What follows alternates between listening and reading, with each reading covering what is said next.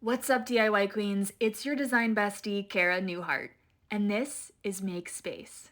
On the show today, I'm sitting down with my friend Anthony from 136 Home.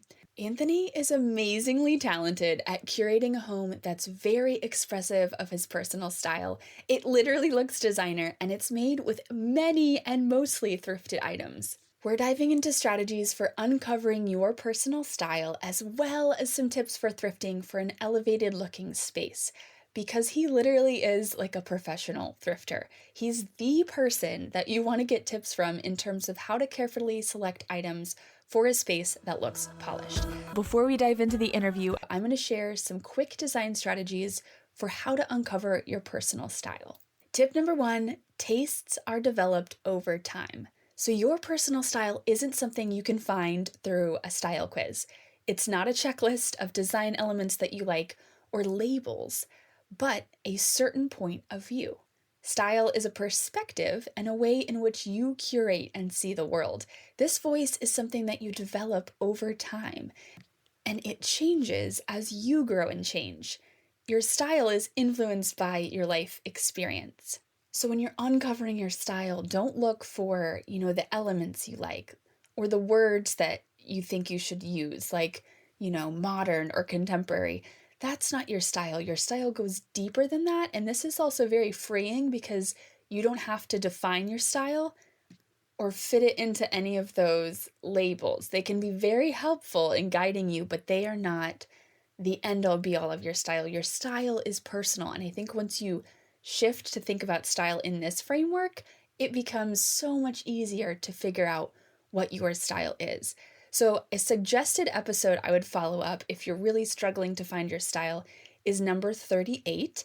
It's all about how to use Pinterest to design your house and some great tips for how to translate inspiration into your actual space in a way that feels like you and not like copy and paste.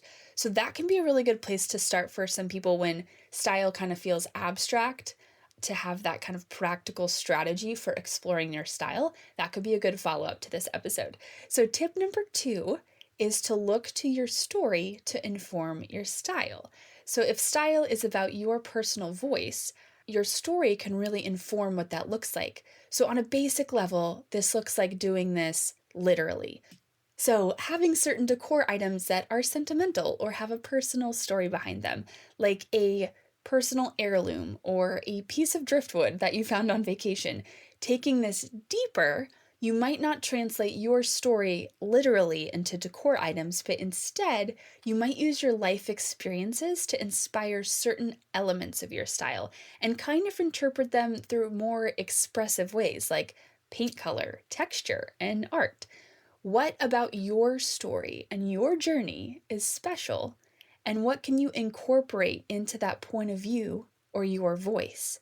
I think this is a really cool perspective on style and a really cool starting point. Style is your voice, and your story is kind of like what informs the elements that make up that voice. I know this can feel a little abstract when we're talking about homes because normally when you think of your home style, you think of those categories or those buzzwords. But I want to encourage you to shift your thinking and think of it in a totally different way because I think it might help you really uncover what your true style is. So number 3 is to break the rules and always trust your gut. This is interesting because I find in conversations about style, people are usually telling you either to, use the rules and work within them and find your style according to, these different types of styles that are out there, like modern or farmhouse or whatever it is. And then some designers will tell you, like, throw that out entirely and you don't need them and, just do what you love. But I think there's a middle ground when you consider what these trends and what these like design rules really are. So style trends and rules are basically just what happens when many of us are experiencing a certain design concept from a certain perspective at a certain point in time. So trends are something that you should try on and you should experiment with and you should choose through your gut feelings about them. So yes, if you don't love it, it's not for you, but they're amazingly helpful in terms of giving you a reference point, giving you something to work with so you're not designing in a void or starting from scratch. And so I think there's this middle ground where it's like you do what you love, but you also embrace like these trends. You embrace these moments of many people, trying this style on or trying this trend on at the same time. You can be a part of that. And that is like a fun way to experience your home and experience keeping it fresh or trying new things in your space. So I just thought that was a really interesting way to think about it because it's not about like, should I follow the rule or not? It's about what can I try on, almost like, clothing, like what fits me. Let's try it all out and let's see what feels like me, what feels like my voice, and what fits my story. And my last tip is that style doesn't come from inspo photos, it comes from you. So this is kind of challenging because I think when you're first defining your style, you kind of need a reference point to have those elements like, paint colors or vibes, light and airy, or trends like farmhouse. You need those kind of visually to be able to kind of have a reference point to see what you like and what you don't like. But when you really kind of break out of that box and realize like your style is coming from you as an expression and you're just using those elements as tools to express your style, it's so empowering because it means you don't have to invent your own unique style out of nowhere. You use style as a reflection of you. So great style doesn't mean that you're simply good at curating. You're simply good at putting together trends from inspo photos that you found and you curated a great combination. It means you're using design elements to express your voice and your perspective in a way that's unique. And it can't be replicated because it's a unique perspective. It's your voice. And this is also why I think diversity in design is so important because looking up to different designers with different backgrounds and different perspectives helps us broaden our own perspective and kind of grow our voice.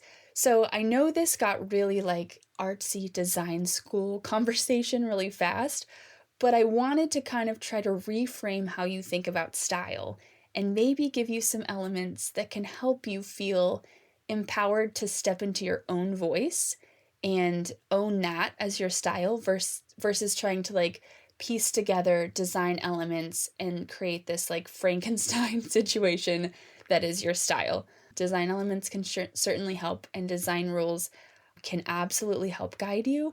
But at the end of the day, it's not just about what you love, it's about your voice, your point of view, and what you want to express, whether that's a vibe, a feeling, or part of your story. So I think that's a really beautiful way to think about style. And now I want to dive into this conversation with Anthony because he literally embodies this concept of truly expressing a unique point of view that's cohesive, that feels like him. He knows how to respect the boundaries of his style when something is not for him.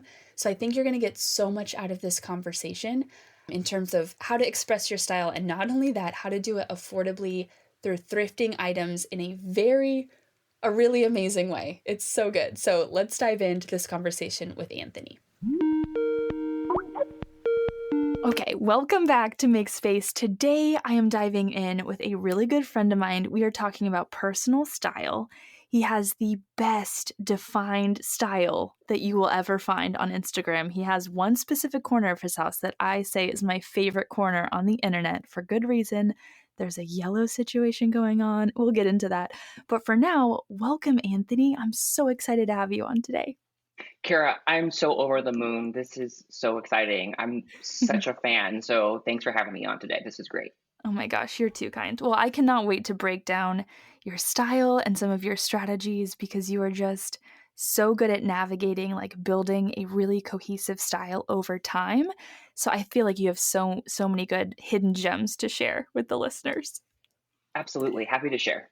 Yeah, perfect. So the first thing I kind of want to dive into is just your personal style. I think you have such a strong and defined sense of your style.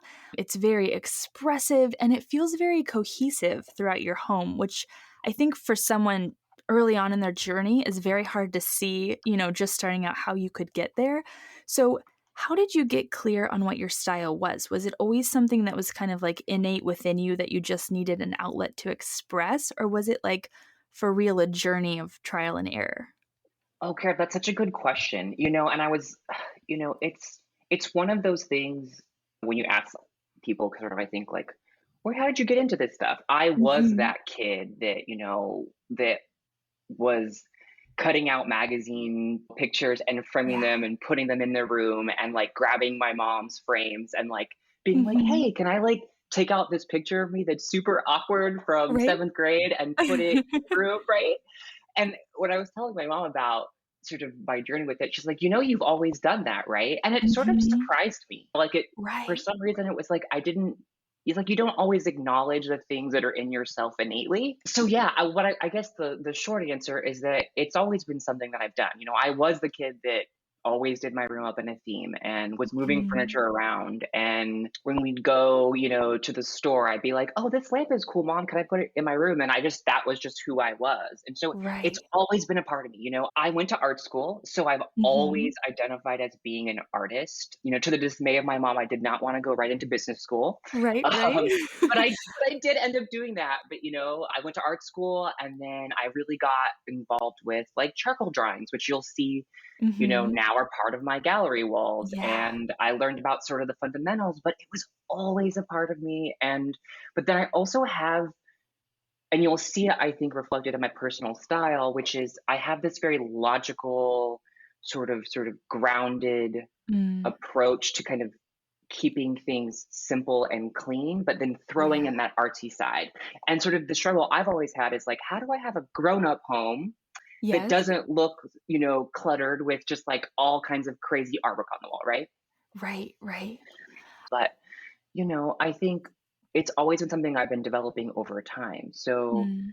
when I got to this home and I was fortunate enough to be able to purchase for the first time, I was like, what do I want this home to be? And what do I want it to look like? And it was simple for me. I wanted it to be calm and relaxing foundation. I wanted clean white walls so that Mm. my artwork and the accents that I throw in will pop, Right. but I wanted to feel grown up and adult and slightly masculine in the way that I have, lots of black. I've got black Mm. walls. I've got Mhm. like black vases and I have really muted kind of background elements. And then on top of that, I really wanted to layer in old. Yeah. And so many people told me, well, it's going to look like grandma. You can't do Mhm. yellow. You can't do yellow. It's crazy. And I decided I can do it. And I Oh, think the way yeah. that you can do it is by starting with a clean foundation and then find perfectly curated pieces from thrift stores and garage sales and Facebook Marketplace and layer them in. And I'll tell you what, it works and I love it. And I'm obsessed. I love that so much because what I hear emerging as a theme is like when you are trying to do a bold color in your space, so many people are always asking me like how do I, do a bold color, do a bright color like yellow without it looking like a kindergarten classroom. And I think the trick that you just hit right on the head is that you have to like own it and there has to be that intentionality behind it and Mhm. also some way for your space to feel grounded. So you've done that through like masculine black and then having these interesting pieces that you've thrifted to really give it context so it doesn't feel playful, it feels bold and like full of personality but not like this overly playful ungrounded like fun color just happening all over the place. Yeah, Kara, you totally nailed it. Oh my gosh, thank you for summarizing that. No, that's definitely it. And it's a little bit hard to articulate, right? But It I is, it think so is. I love that you said intentional because that really what it is. And that's like the best design for me. Like when I style a place is, if I put a bulb of garlic in a wooden bowl and that is my centerpiece on my coffee table, as long as it looks intentional, as long as it doesn't Mhm. look kind of haphazard, it can Yes, be a work of art. And that's what I'm telling absolutely. people all the time in this amazing community that you're a part of, that I'm a part of, when people are like, how did you make a sweet potato look beautiful? Mhm. It's intentional, guys. It's intentional. It's in a really specific bowl that has, not too much clutter around it. It's become a focal point in it. One of the things I tell people a lot is when you place something vintage and old and you have it right next to something black or white, if that is the highest contrast point in your room, your eye is going to jump to that. Mm, And I just mhm. create those moments all across my house so that you're jumping from a piece of art to the centerpiece and your Yes. eye is moving around. And what I tell people on the blog too is like, that's creating a dance and that's interesting. Yes. And I love it. And it's my favorite thing here. I get so excited about Oh that my stuff. gosh, well, you're so good at it. It's like one of your core skills, I feel like, but I love that you called it a dance because it is that, like, visual journey through your space, but it's like the sense of, like, activeness in style is what makes it really good because it's not that staged look or that, like, magazine, everything perfect look. It's the active, lived in look while still feeling, like, so up-leveled, I guess, is the good way to put it. Yeah, no, I super appreciate that. And I think when you said that, it reminded me of one other thing that I say a lot to people. And because I get Yeah. asked a lot about shelf styling, which, oh my gosh, Kara, Mm, if I could mhm. style a shelf all day, every day, that's Uh-huh. what I would do. I love it so much. That and I love gallery that. walls. Yeah, oh But my gosh. the way that we talked about that intentionality and that dance, and look at us creating a tango right now, Right? is it's negative space. When I style a shelf, it's like create that focal point. Don't be afraid to just put two or three things on a shelf and let something next to it be blank Yes, because it lets it absolutely. read. It lets it Mm. read, and your eye will dance between each of those vignettes. So, yeah, that's why I tell people. That is such a good tip because people I think it's a lot of times design gets overly focused on what to add, what to put on, versus what to subtract and where to create space for, like, your eye to rest, for there to be visual empty space so that it's not too Mhm. much, and for things to really stick out, like giving elements space around it so they can have their own moment and, like, their own little spot to shine. So that's a really, really good tip to help people that, are really struggling with shelves and with things looking too cluttered, I think especially. Oh, you nailed it. I think there's so much pressure on all of us to, okay, if I want a room to feel great, if I want it to look amazing, I want it to look like Anthony's home at 136 Home. They're like, what else can I buy to fill every space? And Mm, I often say, actually, just look around what's in your home and maybe take stuff away and make intentional moments with the things that you yes, have and swap it out. When you get that urge, you don't have to always just replace, keep adding. You can just swap things. So, yeah, you got exactly. it. I love that, and kind of tying back into your journey, I feel like I saw a lot of parallels in my story where I was the girl that, like, was rearranging her room all the time. I would go Mhm. steal paint colors out of our shed and, like, painted Yes. my walls, and it's so funny because, like, when people would ask me how I got into DIY, like, I only kind of remember the recent history of, like, when I really decided to do it as a content creator, but it's been a piece of my whole life in the sense that I was raised to, like, be very creative, raised to, like, experiment with different things, like different projects. I love the piece of, like, experimentation, and I feel like for so many people learning to find their style, it's almost like they just haven't had given themselves that time to experiment, where some of us have, like, done it all throughout our life and not realized it. So I think if people can step into that mindset of experimentation and looking at it as a journey, that's when you, like, can give yourself grace in realizing it's a process to get to where you're going with your style. Oh, absolutely, Kara. And I think you're so right. And I think that's what I love about being able to share what I do is because when there's people like you and I that were fortunate enough to be able to be in a situation where we could go to art school and could also go to business school. I didn't know we Yeah, had that in common. Look at us I being know. twins. Look at No us. wonder we're friends. Right? There it Um, is. besides the fact that you're an amazing person, but I would say we just had that time. And I think, sometimes people get really hard on themselves and I'll get a message and people are like, oh, I can't get my home to look like yours. And I say, you know what? Be patient with it and give yourself time and I say a lot about curating your home over time. There's so Yeah, much pressure for all of us to make our homes instant and beautiful over time. But I tell people I've been collecting art for my room for my hallway for over a year and it's still changing. right.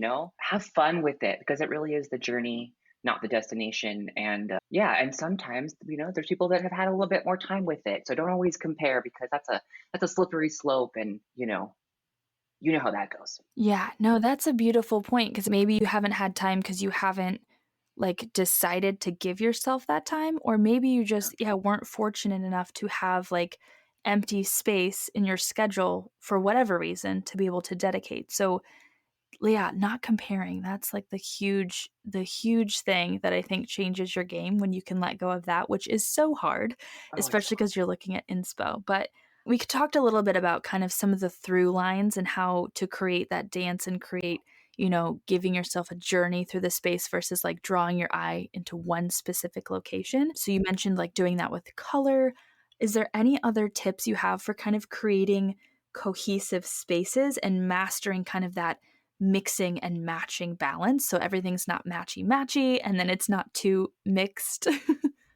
Yeah, that's a great question, and it's a little bit of just intention, right? I think one of the things that you mentioned at the top of the call was that, you see that pop of color throughout all of my spaces. So Mhm. I I think there are a couple of foundational elements that'll really help set you up for success. I hope these don't come across as too boring because Oh, you know no, what? not at I'll all. share them anyway because I think they're just the right ones. And for me personally, it was having a clean, consistent slate with my walls. All of my Right. walls are Chantilly lace white, which is my favorite white. All of my Mhm. doors are tricorn black, right? Right. Every single one of my window frames are black. We painted them all black. All of my door hardware is brass and crystal, right? Which, by the way, Mhm. is such a great pro tip. Like, Oh, if you're it's so looking for an instant gorgeous. upgrade, Uh-huh. yeah, paint your door and change the hardware. You can do it in a day, and it makes such the difference. So for me, not to say that you can't have a big, bold, colorful wall and different colors in different rooms, but just as a Sure. general rule of thumb, that helps me keep the space consistent. And then I would say for me, probably I would say the second step is keeping in sort of a similar vibe, which to me means like a moody color palette for your art. All of Mm. my art, while it's all different in different frames and different subject matter, it's these inky jewel tones. They're these kind of muddy Mhm. browns, Mhm. muddy greens, darker inky tones. So the art also from room to room really feels consistent, although it's very interesting, right? So I Yes, feel like yes. that's really great. So when you're in my hallway and you're in the gallery wall in the hallway, and then you step into my living room, while we go from more of a yellow to a more mossy green, the Mhm. artwork is still carrying those colors all the way through. And I think that's really helpful. Yes, that's a really good point because I think that's something that goes kind of unthought of in a lot of people's design plan. As you think of the room, you think of Mhm. standing at the door, taking a picture of that space and how will things look cohesive. But the through line of like sight lines from one space to another, or as you're walking through, different rooms, how do they tie together but still have their own kind of personality? Or how can you change the vibe but still have things feel cohesive? And it is through elements like art where it's like you have consistency throughout the space and then variety in like the color palette or whatever that looks like. So that's a really good thought there. Oh, good. I'm glad that you think so. And I think the other thing that I was thinking about, Garrett, while you were talking was that the other way that I really do that is, I'm such a sucker for a vintage book and Mhm. and any vintage items that are walnut. So you'll see Right. consistently through my home is that I place vintage books very strategically. I mean, nothing first of all smells better than a vintage book. Right? It's such the coolest smell. And those worn pages, and if you place them next to your fireplace, and I have an open book of poetry on my kitchen table that you Uh-huh. see when you're in that living room that you just talked about, which is sight lines, which I love. That is the first thing you see when you walk in is the living room and that sight line. So you'll see that there's vintage books in each room. And then, the woods that I use, I often try to just keep walnut woods throughout the house. I think walnut is sort of this rich brown, and I think it kind of ties everything together. And then, of course, Mm. don't forget, we've got that black. So you've got a real matte black consistency throughout the house as well. Yes.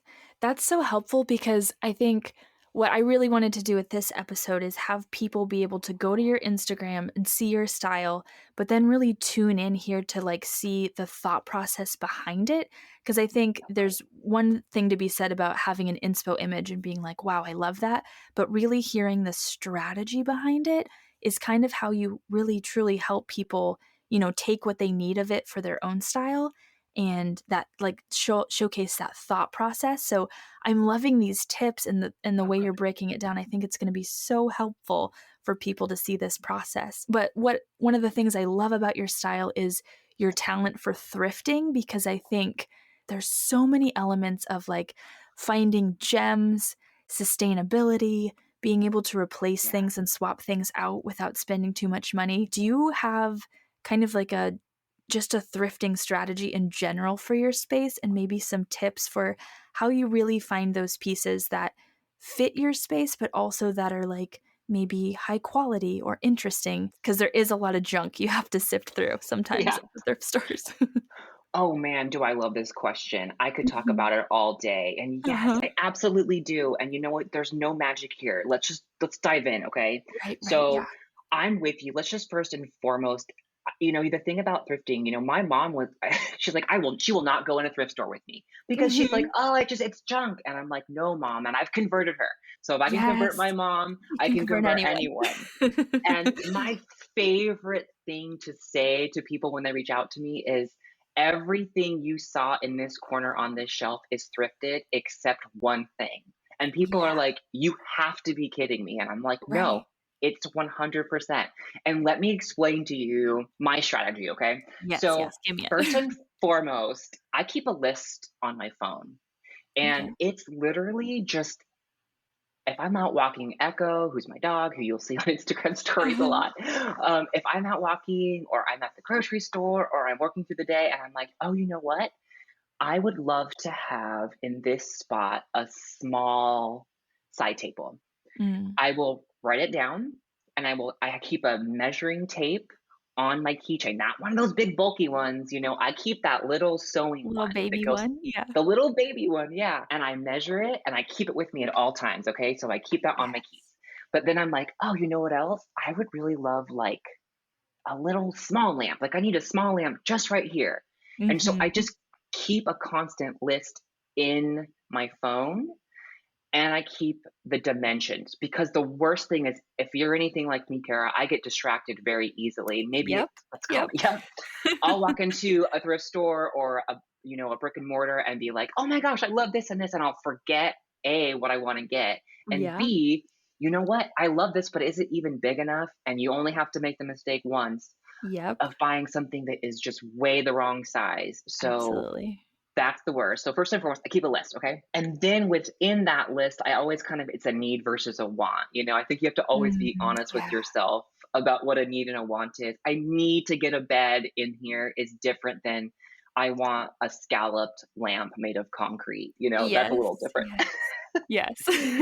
The next one I always tell people is timing. So I would always say know your local thrift, right? Yeah, Know what day they get stuff. You know what else? Make friends with them, not mhm, opportunistically, but you yeah, know what?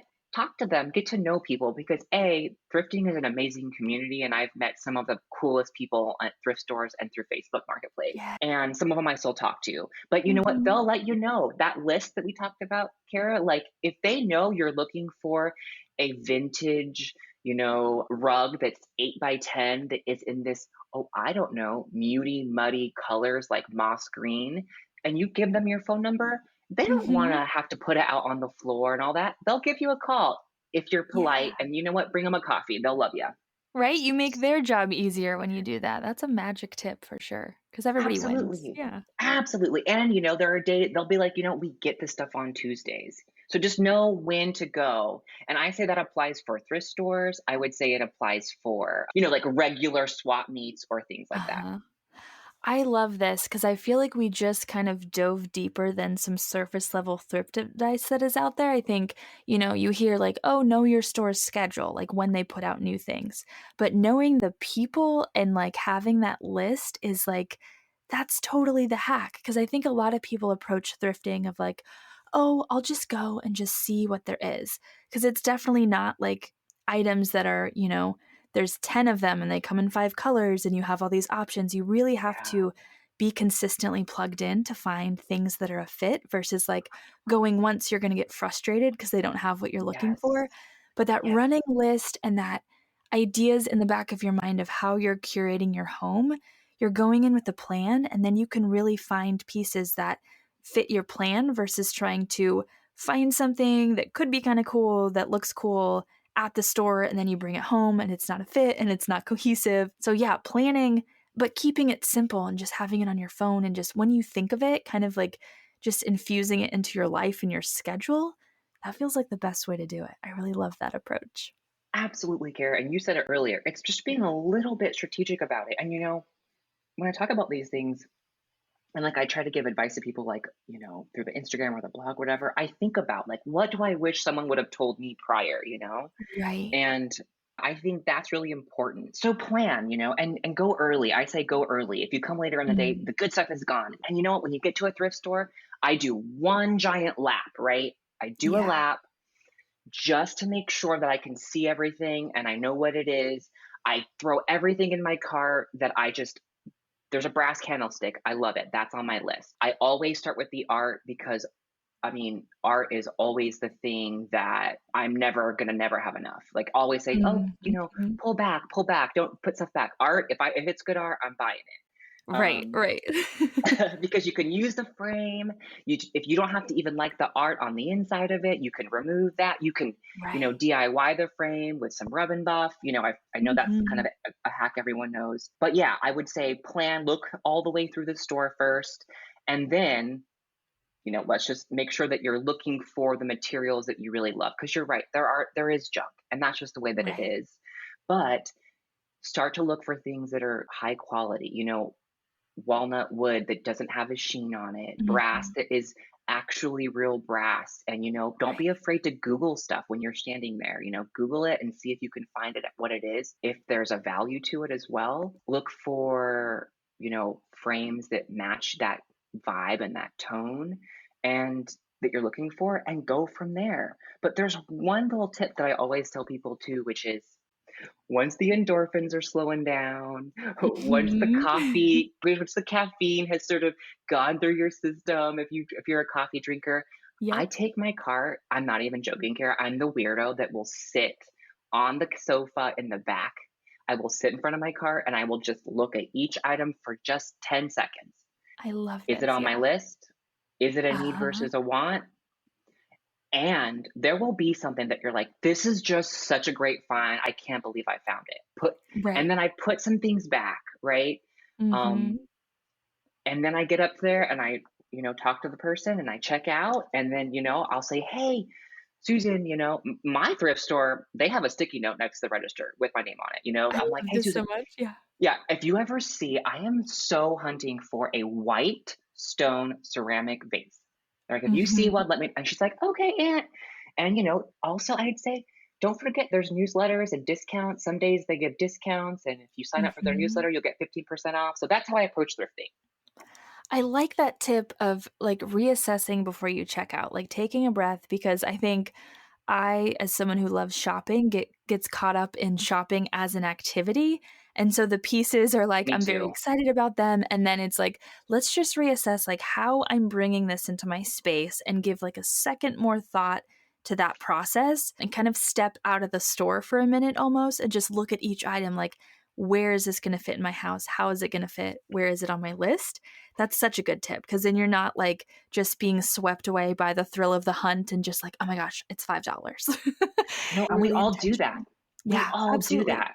But I'll tell you what, the more times that I brought things home, I'm like, you know what? Maybe I won't quite use that. It's that. It's like, I didn't Mhm. really love it. But if I take that time, you'll bring more things into your home that you love. And while I love to thrift and I love curating stuff over time, and Lord knows I've got a garage full of stuff, Right. but the stuff that I really want when I've taken that moment has made it onto my walls and my shelves a lot more successfully. I love that so much. Okay, so we now have strategies for cohesiveness and how to bring things into your home intentionally. Do you have any tips for kind of like that mix of old and new, because obviously the right thrifted pieces are going to look amazing and up leveled in your space, not like it's on, a thrift store shelf with way too many things going on. But what are Right. some tips for balancing, like, when do you treat yourself to new stuff? When do you look for new stuff that's maybe more modern, that maybe even you can't find thrifting? And how do you balance that? That's a great question. And one thing that I talk about a lot is old and new and when to splurge, right? Mhm. There are going to be certain times when, you're not going to be able to maybe want to thrift your bed, right? Like, let's use that Right, as an example. I mean, because that's what I right, did in my home. I had a very specific space that was super difficult. We have a soffit that runs at the base of our floor in our bedroom. So, a typical four-poster bed, the back poster board, the back legs, excuse me, of the mhm, bed mhm. had to be like, cut at the bottom to fit on top of the soffit so that we weren't Oh, going to like wow. eat into, yeah, right. So you just have to know when is the right time to splurge and potentially outsource or work with another professional carpenter or upholstery person, or go to a out of the box store, or even work with another designer who has the expertise that maybe you don't. Right. um, and you just got to know, well, let me back up, start with your budget. Mm, There's nothing more freeing. I know it sounds scary, but when you have a budget, you can navigate it strategically. Because I think that's a theme that I hear a lot from us today, Kara, is yeah. if you approach it strategically versus just running into a room and you've got $1,000 really only to do this room with this bed, it's going to really focus you on where you can and cannot spend your money, right? Right, right. So maybe you want to invest in the bed out of a box store, but those gold pillows that everyone loves so much in my bed, girl, those are from Target. Right, And I will send you a link all day, every day, because they are the best and they were super affordable. But the right, bed was an investment. And I worked with with a craftsman that was able to make the bed for us in a way that would fit into our room. And for us, it was worth spending that a little right. bit extra money because it's a piece that is important in our home, and everything else we were able to do on a budget. So you just got to know when and where you want to invest that. And it's like, if things are going to be an investment, or if there's something that needs to be custom, I think that's the easy, like, that's where we spend the Yeah. money on new stuff, and then try to thrift the rest. Or if there's something that's affordable, like the Target pillows, then that is the perfect choice too. So I like Yes. thinking of that balance and the strategy. Like, the balance really is in the strategy. It's not like 50-50 or 80-20. It's like thinking about your space and what you need and the budget, which sounds no fun. Like, when you say the word budget, you're like, oh, but really Right. it does create that space and that structure for you to, like, you know, create the space you want and then not have regrets. Because I know when I don't make a budget, I go all out and then I regret spending way too Totally. much money. So, And we've all done it, or you're like in yeah. Target and you're like, I've got to have these pictures and I've got to have, and you're like, wait, no, that probably wasn't the best use of the $50. Right. So, but you know what? You also got to be gracious with yourself. Sometimes, you know what? You just got to throw caution to the wind and have a little bit of fun every now and then. But Right. if you can mix Sure. it up, maybe mix it up like with your old and new ratios in your home, Mhm. you'll get it just right. And there's Yeah. areas where you'll want to splurge like that. Like maybe it's the bed. Maybe for us it was the recliner in our living room. Mhm. I was like, a recliner? No, I'm not going to put a recliner in there. But I put a recliner in there, and we had to spend. But my rug is a really affordable rug from Amazon, and Uh-huh. the Uh-huh. nightstand is an old vintage trunk that I got on Facebook Marketplace for $40. But it's you know a couple $1,000 piece next to a $40 nightstand. And it's all in the same room. And I'm so proud about that about my home. Oh, yeah. No, that's exactly how to do it, because that's really what takes, like, the thought and the art of it and the design of it, is, like, that balance where you get a space that looks like everything was expensive when really you only invested in, like, some key pieces. But something that came to mind when we were talking about, like, being at Target and just like, "Oh my gosh, I want all of it." Um, I guess just thinking about, like, how different stores, you have different challenges when shopping. So, like, Oh, when you're yeah. thrifting, Yeah. your challenge is that you have to really imagine something that may look like junk next to all its junky friends in your space looking chic. And so that's the challenge there. And then Target, it's like they have these collections where everything looks cohesive. So it's like I always want to buy pieces because it looks cohesive on the shelf Oh and I yeah. bring it home and then it doesn't fit with my style. So it's like you have the Hmm. opposite problem at Target versus thrift stores. So that's, I guess, where your list comes back in. But that's just a Oh, that's thought that great. popped to mind that I'd never like really realized about my shopping habits. Yeah, I I think appreciate it's you helpful. sharing. No, and I Yeah. love that about you, Carrie. You're always so honest. I would say, okay, let me just offer one piece of advice that I would say, if is one thing I do is I have, talk about inspo a lot, right? And that can get, Mhm. that's great to your point, but it also can get overwhelming. I just have Absolutely. one picture that I always reference back to. Like I literally have it on my phone, and it's a picture of it's a white wall with a vintage chair with an alcove that has a gilded frame in it, a distressed piece of pottery, and a black sort of piece of sculpture. Yeah. And when I'm standing at Target, I'm not even joking. Again, I'm the weirdo that will sit in the back of a thrift store. Oh, I I'm the love one it, at love Target it. with my phone. I just look at it because I don't trust my excitement. I don't trust, Yes, I get so excited about so many things, and that's a great trait to have. But the absolutely. way that I ground my feet is I hold up that picture to it. Does it go with this? Does it fit in this vibe? And if you can find that Mm, one picture for you that makes your heart sing and you yeah, feel like it defines your style, for me, old and new, black yeah. and brass, a pop of gold, like Mm, if it can work with that in any way, material, shape, color, then I give myself the okay to consider bringing it home. But you're right. You'll stand in that curated section of Target or Crate and Barrel and uh-huh, be like, "Oh, this is so beautiful," but that might not be the reality of your home. So, right. That's just kind of like a really good strategy from like a true artist is that you can like respect things for their beauty and not have to have them be yours. Like you can oh look at yeah, items and be like, that is amazing, that is beautiful, this whole vibe is amazing, but it's not the vibe I've chosen for my house, and therefore we're not bringing it home. So right. that's a really, really good tip. Well, and that's like with on my Instagram, I'll always share a couple people's work on my in my stories that I love. And I always tell people, Mhm. "Hey guys, this isn't necessarily what I would do in my home, but I can just respect it so much." So I feed that craving too for other Yes. Mm. styles by Mhm. just looking at it and sharing it. And sometimes that's enough. Absolutely. Yeah, I like that so much because I think people, like, haven't had that clearly defined line between, "I love that, and I love that for you or for this situation, and I love that, and I love that for my home." So a lot of Right. times, like, I loving things, there's, like they don't have that definition, and that's really the line that's, like, the border of defining your personal style in your home, and so once you can master that, then so magical.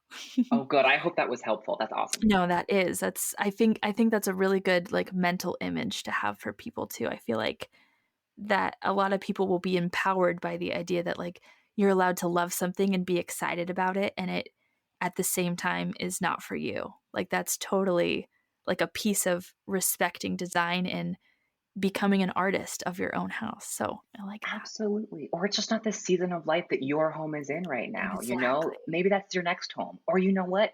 Maybe you can take elements from it that would fit into your house. You just got to think about it Right. intentionally. Absolutely, like, in a world where inspo is everywhere and we have every image at our fingertips, it's Right. totally now becoming about, like, curation and navigating that, and so I hope people are feeling inspired to get good at that for themselves, so that's really good. Oh, me too. I love it. Okay, so you have recently started a power tool journey, so I wanna dive into that and just kind of, like, how you've approached it, maybe some beginner tips, and if you've had any, like, challenges along the way that, like, looking back, you'd be like, "I wish somebody would have told me," like, "I wish Cara would have Mm. told me Well, XYZ." yeah, it's a great question. Well, first of all, Kara, you were the person, that inspired me to really, you were one of the first people that I heard through your podcast when I started my journey with my home, that like someone saying, "Do not be afraid of power tools." Like I almost felt Mm, like power tools were for somebody else. right. I'm not the most rough and tumble male. I don't, get out and fix a motorcycle. I'm not that Right, guy. So Right. I felt like power tools were maybe too much for me, and I'm frankly scared. But you know what? They're not. And when you kind of talked about it, I said, you know what? I think it was you that mentioned or that was like, what is a good thing to start with, and you Mhm, had sort of a mhm. list. And for me, it was the miter boxing saw, which isn't necessarily a Yeah, power tool, but it started me there, and I'll get going. right. And I was like, let me just use a saw. Let me do this myself if I'm too intimidated to start with a table saw. So I started with that and I put up my very own box molding and I did it on stories and I did it all by hand. But I think Yeah. it was about how do you start something approachable? And this is such a good point, Kara. It's like Mm, you'll see a finished room on Instagram. It's like, oh my gosh, I need that. I need to start there. Well, break it up into small chunks. Maybe just start with right, how do I style my nightstand? And this is right. what happened with power tools for me, which was you said, start something small and approachable. It's the miter saw. Started with it. Okay, I can do it.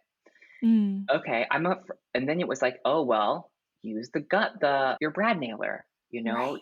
and I'll tell you what, I was hooked after I used my nail gun. Mhm. That I'll always never forget. gets you. It's like the noise and that you feel so Oh, powerful, like, that yes. tool specifically gives you, like, a certain sense of accomplishment that is addictive. Honestly, I storied right after I finished, and I was like, adrenaline rush. It Yes. was so amazing, and I want all my followers, I want everyone to feel that, and if I can do it, you can do it, and so I started using the nail gun, right? And Mhm. then, I just started going from there, and now I feel more confident. I'm gonna start doing some carpentry for the first time, Yes, and I have stuff on the way, and you just got to take it off like everything in life, one foot in front of the other, and start somewhere absolutely. that's comfortable. And also Mhm. just know that it's always going to be a little bit scary. There's if it's Absolutely. not scary, you're not learning, you're not growing. So, Right. Oh my um, gosh, so true. That's like the quote that Jesse and I put in the box is feel the fear and do it anyway. And I oh, think it's I've been beautiful, Kara. trying to teach people that line between like, a healthy fear of the fact that it is a tool and it is dangerous if you don't use it safely, but like Right. you need to be able to not be fearful of trying something new and of trusting yourself to learn. That's the fear and the mindset stuff that I'm like on a mission to help people overcome. So I just love hearing your story and how you've navigated that. It's like, it makes me so happy and so Well, honored you're I got to be a part of honestly, it. Kara, your words, like your voice, hearing that helped me. It was just like, yeah, why am I doing this to myself? Why am I telling myself I have to have the Home Depot cut every single piece of wood? Like, Mhm. why do I feel like that's the case? No, I can do this. And Right. you're right, though. Be safe. Make sure that you check everything. Safety first, but start comfortable and go from there. No one becomes a master athlete out of the gate. They start by picking up Absolutely. that baseball bat for the first time and learning how to swing. Mhm. Oh my gosh, so true. And yeah, the Home Depot thing, that's exactly where I started. I would plan stuff out, they would cut all the Same. wood, and finally I just got tired of standing there for 30 minutes, Yeah. having this poor, sweet retired man cut all my Yeah. wood. I was like, "You know what? I need to be able to do this, so I'm Good gonna for you. learn." Well, and But when yeah. you see amazing, strong women like you and Jesse and other people doing it and showing the way, it makes it a lot easier. Oh my gosh, you're too kind. You're really encouraging me. This is making me feel so energized. I'm so Oh, lucky. no, absolutely. Okay, everyone's gonna have to follow you and follow along. So where can they find you on Instagram to check it out? Oh yeah, yeah. So you can find me at the numbers 136 home. So 136 home on Instagram. I'm also that's where I am in the blog too, 136home.com. Yeah. Okay, so everyone go follow Anthony. Go follow along with the powder bath that's coming up. I'm so excited. But yeah, okay, this conversation was so, so good. So thank you. Oh my gosh, Kara, are you kidding me? I loved this. This was so much fun. And I really do hope it's helpful for everyone. I mean, we've put the blood and sweat and tears and let us help you guys kind of learn Yeah. some of what we've done. And nothing makes me happier than sharing this stuff. And that's why I do it. And connecting with awesome people like you. This community is so great and it's been so wonderful. And I had so much fun. I could do this all day, every day. Oh my gosh, me too. Thanks for listening. And if you've got more episodes to catch up on, binge on. Don't let me stop you. But if you've got a second, you should come say hi on Insta at MakeSpacePod. And if you're an overachiever, you can also leave a review and I'll love you forever. If you're new here, hit that follow button to officially become a DIY queen and join all the amazing humans tuning in every week.